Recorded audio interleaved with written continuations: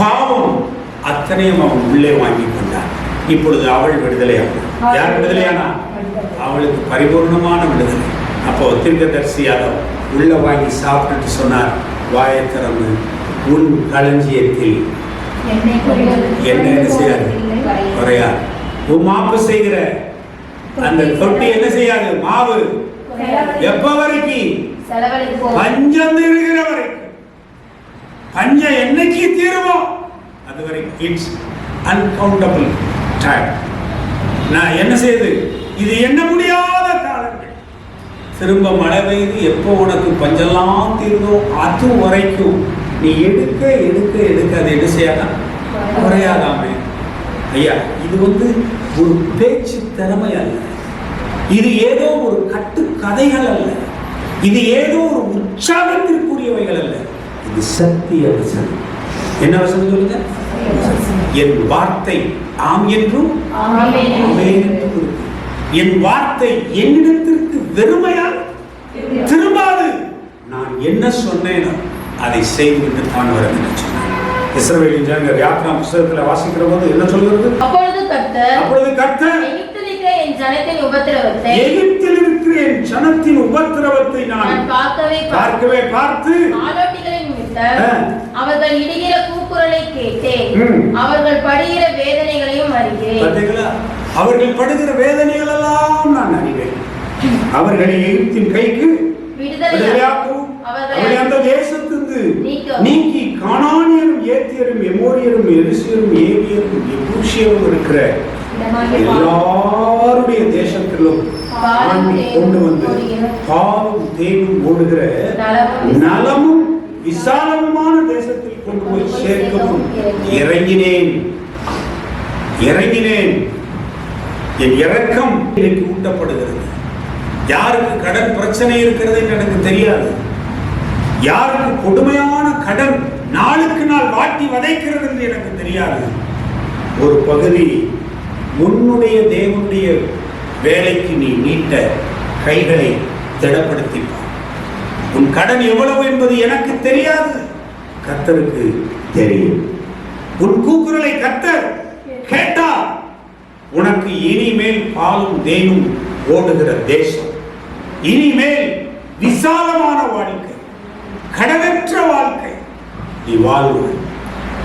எப்பொழுது? என் வேலைக்காக உன் கைகளை திடப்படுத்தும் போது. இந்த நல்ல செய்தியை, இப்படிப்பட்ட ஒரு கடினமான செய்தி அல்ல, நல்ல செய்தி என் ஜனங்களிடத்தில் நீ சொல்லியிருந்தார். ஆகவேதான் இந்த செய்தி பரிசுத்தாவினால் உங்களுக்கு இன்றைக்கு பிரசங்கிக்கப்படுகிறது. கர்த்தருடைய வெளியேற பெற்ற மகிழ்ச்சியான வாக்குத்தத்தம் என்ன தெரியுமா? உன் பிரச்சனைகளை எல்லாம், உன் கண்ணீரை எல்லாம், உன் பாடுகளை எல்லாம் நான் கண்டேன், நான் கேட்டேன், நான் உன்னை விடுதலையாக்கப் போகிறேன். உனக்கு ஒரு நல்ல செய்தி நான் சொல்லுகிறேன். கர்த்தருடைய வேலைக்கு உன் கைகளை நீட்டி திடப்படுத்து. தேவாலயம் கட்டுவதற்கு உன் உள்ளத்தில் எவ்வளவு கொடுக்க சொல்லுகிறார்கள் அவ்வளவை நீ கொடுத்துப்பார். எவ்வளவு கடன் இருக்கோ அவ்வளவு கடனுக்கு மேலாக நீ கொடுப்பதற்கு பதிலாக கர்த்தர் உனக்கு ரெட்டிப்பாய் தருவார். உன் பிரச்சனைகள் எவ்வளவு பெரிதாக இருக்கிறதோ அந்த பிரச்சனைகளை நீ தேடினாலும் அவைகளை நீ காண மாட்டாய். கர்த்தர் இன்று முதல் உனக்கு சொல்லுகிறது தெரியுமா?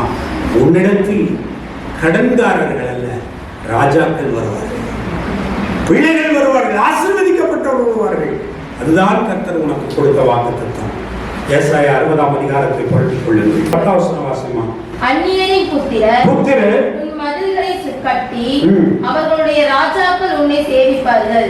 என் கடுங்கோபத்தினால் உன்னை அடித்தேன், ஆனாலும் என் கிருபையினால் நான் என் கிருபையினால் உனக்கு என்ன செய்தேன்? இறங்கினேன். என் கிருபையினால் நான் உனக்கு இறங்கினேன். உன்னிடத்திற்கு ஜாதிகளின் பலத்த சேனையை கொண்டு வரும்படிக்கும் அவருடைய ராஜாக்களை அழைத்து வரும்படிக்கும் நான் உன் வாசல்கள் இரவும் பகலும் பூட்டப்படாமல் எப்போதும் திறந்திருக்கவும். அதற்குத்தான் இந்த தேவாலயம். இந்த தேவாலயத்தை நாம் கட்ட முன்வரும்போது கர்த்தர் கொடுக்கிற வாக்குத்தத்தம் என்ன தெரியுமா? இந்த தேவாலயம் இரவும் பகலும் என்ன செய்யப்படாதான்? பூட்டப்படாது. இரண்டாவது, இந்த தேவாலயத்துக்கு ஆண்டவர் அழைத்துக் கொண்டு வர்றவங்க யாரா? ராஜாக்களும் அவருடைய குமாரர்களையும் சேனைகளையும் நான் என்ன செய்வேன்? அழைத்து வருவேன். 13ஆம் வசனம். என் பரிசுத்த ஸ்தானத்தை சிங்காரிக்கும்படிக்கு லீபனோனின் மகிமையும் தேவதாரு விருட்சங்களும் பாய்மர விருட்சங்களும் புன்னை மரங்களும் கூட உன்னிடத்திற்கு என்ன செய்வேன்? கொண்டு வரப்படும். ஒரு அல்லேலூயா சொல்லுங்க. நம்ம தேவாலயம் கட்டுவதற்கு நம்மளை விட தேவன் அதிகமான தீர்மானத்தை வச்சிருக்கார். புன்னை மரம், அப்புறம் என்னென்னலாம் மரம் பார்த்தீங்களா? எனக்கு இந்த மரம், அந்த லீபனோனின் மகிமை, தேவதாரு விருட்சம், பாய்மர விருட்சம், புன்னை மரங்கள், இவைகளெல்லாம் சந்தன மரத்தை சேர்க்காம இருக்காரு. அதெல்லாம் அதுக்குள்ள அடங்கி இருக்கு. நம்ம வீடு கட்டும் போது பட்டாக்கு இருக்கா பாஸ்டர்? பட்டாக்கு மரத்துல தான் நாங்கள் இது செய்ய போறோம், கதவு செய்வோம். நல்ல மரத்தை எதிர்பார்க்கிறோம் இல்லையா? ஜன்னல் செய்யணும், தூள் போடணும் அப்படின்னு. ஆனால் தேவனுடைய ஆலயத்துக்கு கர்த்தர் கொடுக்கிற வாக்கு கர்த்தர் தெரியுமா?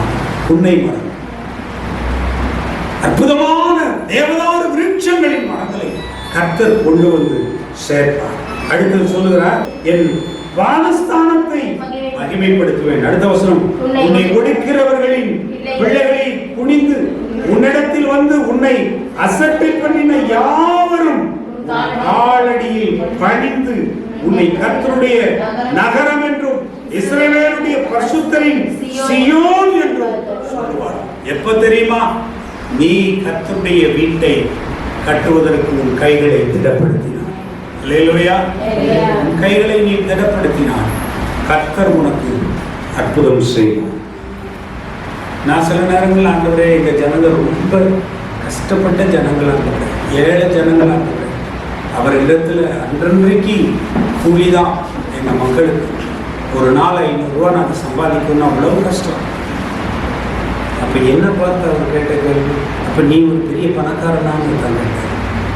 இந்த ஜனங்களை வந்து நீ ஒரு பெரிய பணக்காரன், ஒருவேளை அப்படி நினைக்கிறியோ? அப்படி ஒரு உள் உணர்வு எனக்குள்ள வந்துச்சு. அப்ப என் ஜனங்களை நீ வருஷம் பூரா ஏழையாவே நீ நடத்திட்டு இருப்பையோ? அவங்கள பணக்காரனாக்க நீ ஆசைப்படலையா? அப்பதான் நான் மெடிடேஷன் பண்ணி தியானம் பண்ணினேன். அப்ப என் ஜனங்கள் பணக்காரர் ஆக்கப்படுவதற்கு ஏழையாக இருக்கணும்னு நான் ஒரு நாள் நினைக்கலையே ஆண்டவரே. அப்படியானா என் நல்ல செய்தியை என் ஜனங்களுக்கு நீ சொல்லவில்லை? என் தேவாலயத்தின் வீட்டை திடப்படுத்துவதற்கு என் ஜனங்களின் கைகளை ஏன் நீ தேடவில்லை? என் ஜனங்களின் கைகளை நீட்டி இந்த கர்த்தருடைய பெட்டியை சுமப்பதற்கு நீ ஏன் ஆயத்தப்படுத்தவில்லை? என் தேவாலயம் கட்டுவதற்கு என் பிள்ளைகளின் பங்கு எங்கே? அவர் கேட்டார். அப்போது நான் ஆவியானவரிடத்தில் தியானத்தோடு பேசினேன். இன்றைய செய்தி இந்த தேவாலயத்தின் மகிமையான செய்தி தான்.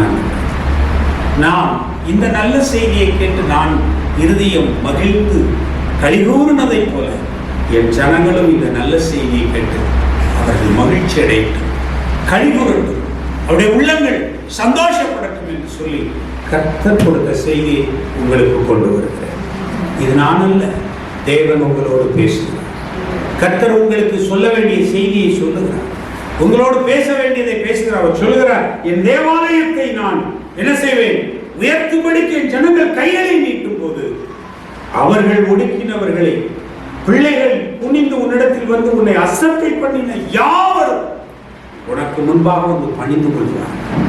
உன்னை தேவன் உயர்வாய் மேன்மையாய் உயர்த்தி பிடிக்கிறதை உன் கண்கள் காணும். அடுத்த வசனம் சொல்லுது, நீ ஜாதிகளின் பாலை குடித்து ராஜாக்களின் முளைப்பாலை உண்டு கர்த்தராகிய நான் ரட்சகர் என்று மீட்பர் என்று அறிந்து கொள்ளுகிறாயா? கர்த்தர்தான் உன்னை உயர்த்த போகிறார் என்பதை நீ புரிந்து கொள்ளுகிறாயா? கர்த்தர் உன்னை உயர்த்துவார். 17ஆம் வசனம், நான் வெண்கலத்துக்கு பதிலாக பொன்னையும், இதுவரைக்கும் ஒருவேளை வெண்கலத்துக்கு பதிலாக பொன்னையும், இரும்புக்கு பதிலாக வெள்ளியையும், மரங்களுக்கு பதிலாக வெண்கலத்தையும், கற்களுக்கு பதிலாக இரும்பையும் வரப்பண்ணி உன் கண்காணிகளை சமாதானம் உள்ளவர்களும் உன் தண்டற்காரர் நீதி உள்ளவருமாக்குவேன்.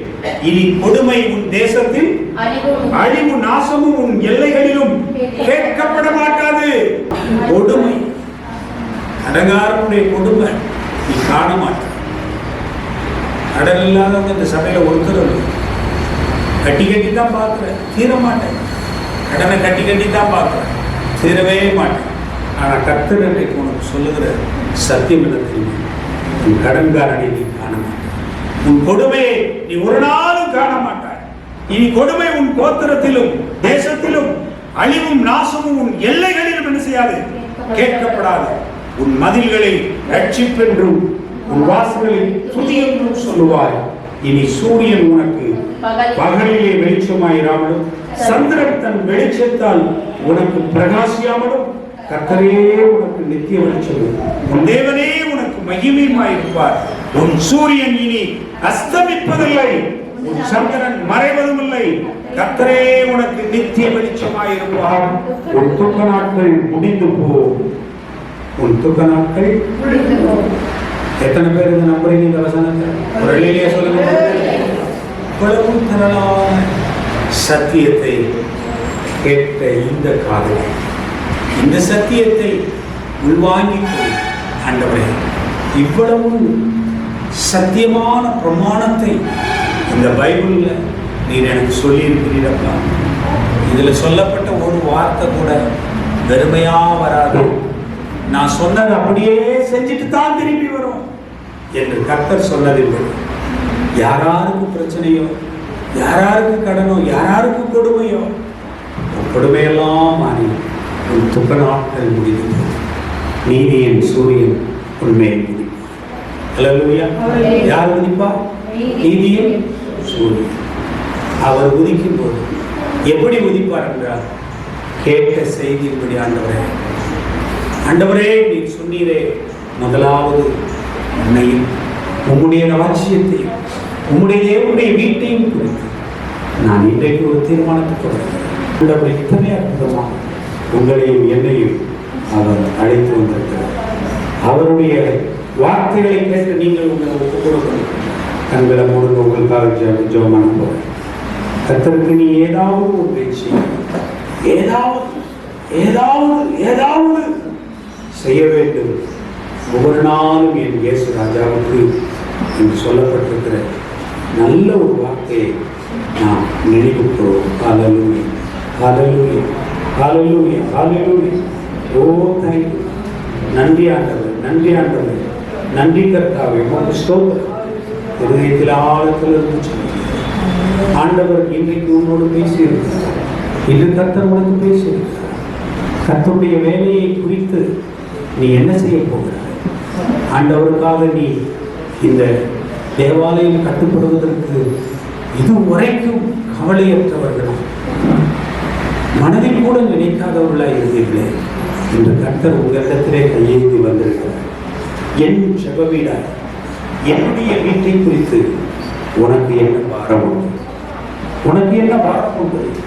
நீ என்ன செய்ய சித்தமாக இருக்க? என் வீட்டை, என் ஆலயத்தை கட்டுவதற்காக நீ எடுக்கிற பிரயாசம் என்ன? நீ எடுக்கிற பிரயாசம் என்ன என்பதை கர்த்தர் நன்கு அவர் அறிகிறார். நீ ஒரு தீர்மானத்தில் உமக்கு முன்பதாக இதுவரைக்கும் என் கடன் பிரச்சனைகள் எல்லாம் தெரியாது என்று நினைத்தேன். ஆனால் என்னை குறித்து எல்லாவற்றையும் உள்ளங்கால் முதல் உச்சந்தலை வரைக்கும் நீ அறிந்திருக்கிறேன். உம்மை நான் ஸ்தோத்தரிக்கிறப்பா. புறஜாதிகளுக்கு மத்தியிலே நாங்கள் கடனற்றவர்களாய் இருக்கிறோம் என்பதை நிரூபிக்கும்படி என் குடும்பத்தில் கடன்கள் மாறுபடி, என் சாபமெல்லாம் மாறி எனக்கு ஜீவன் உண்டாகும்படி முதற் பங்கு தேவாலயத்துக்கு நான் சமர்ப்பிக்கிறேன். கர்த்தருக்கு நீங்க ஒப்பு கொடுத்திருக்கிறதுனால உங்களை கர்த்தர் நிறைவாக்குவார். தேவரையும் உயர்த்தி இருக்கிற இந்த பிள்ளைகளுடைய கைகள் எல்லாம் திடப்படுத்தும் ஆண்டவரே. உங்களுடைய ரத்தத்தால் அவர்களை கழுவுகிற சுவாமி, உங்களுடைய பிள்ளைகளை ஆசீர்வதியும், வழிநடத்தும், பாதுகாத்துக்கொள்ளும். இந்த செய்தியை கேட்ட என் அன்பு பிள்ளைகள் ஒவ்வொருவருக்காக நான் ஜெபிக்கிறேன். உங்களுடைய கிருபையுள்ள கருத்துக்கள் ஒப்பு கொடுக்கிறேன். பொறுப்படுத்திக் கொள்ளும், ஆசீர்வதியும். துதிக்க நமையும் எல்லாமுக்கு செலுத்துகிறேன். அருள்நாதர் இயேசுவின் நாமத்தில் ஜெபிக்கிறோம் நல்ல பிதாவே. என் ஆத்மாவே கர்த்தரை ஸ்தோத்திரி, என் முழு உள்ளமே பரிசுத்த நாமத்தை ஸ்தோத்திரி. என் ஆத்மாவே கர்த்தரை ஸ்தோத்திரி, கர்த்தர் செய்த சகல உபகாரங்களை மறவாதே. ஆமென். நம்முடைய கர்த்தராகிய இயேசு கிறிஸ்து கிருபை, பிதாவாகிய தேவனுடைய பரிசுத்த ஆவியின் ஐக்கியமும் நம் அனைவரோடும் இன்றும் என்றும் சதா காலங்களில் நம்மை ஆசீர்வதிப்பதாக. ஆமென். அல்லேலூயா.